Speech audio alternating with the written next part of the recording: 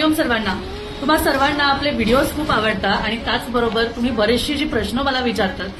तर आजचा जो हा प्रश्न आहे की निर्माल्य म्हणजे काय, तर आपण जी देवाला फुलं वाहतो, पाण्याला म्हणजे आपण देवांना जी कळस वगैरे लावतो तर पानं जी वगैरे वाहतो, तर त्याचं करायचं काय नक्की, किंवा उदबत्तीचं किंवा वाती लावतो तर वातीच्या जळालेल्या वात्यांचं यांचं काय करायचं नक्की, याला कचऱ्यात टाकायचं का ह्याचं काय करायचं नक्की काही कळत नाही.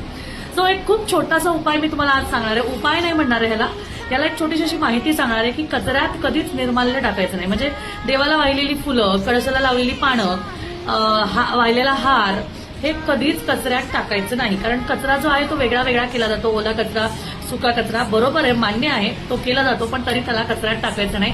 कारण त्यामध्ये आपण देवतत्व आणलेलं असतं, त्यावर पूजा केलेली असते, त्याचं पूजन करून मंत्रस्तोत्रांचं पठण केलेलं असतं.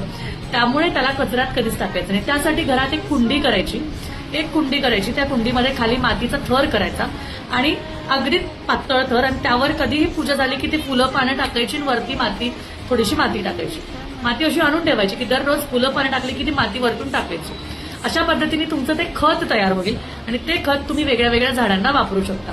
आता उरलेल्या वाती, आपल्या फुलवात असू दे, लांब वात असू दे, या आपण जमा करून ठेवायच्या, एका डब्यात जमा करून ठेवायच्या आणि अगदी पूर्ण आठवड्याच्या जमा झाल्या की त्या सगळ्या एकत्र घ्यायच्या एका मातीच्या दिव्यामध्ये. त्यावर 4-5 कापूर लावायचे आणि ते कापूर लावून ते पूर्णपणे जाळून घ्यायचं आणि आपल्या घरात त्याचा धूर करायचा. कारण त्या वातींमध्ये सुद्धा मंत्रस्तोत्र म्हणून दिव्याचं आपण पूजन केलेलं असतं, त्यामुळे त्या सुद्धा सकारात्मकतेने भरलेल्या असतात. त्या तुमच्या घरात त्याचा धूर पसरवायचा, सगळी नकारात्मकता निघून जाते.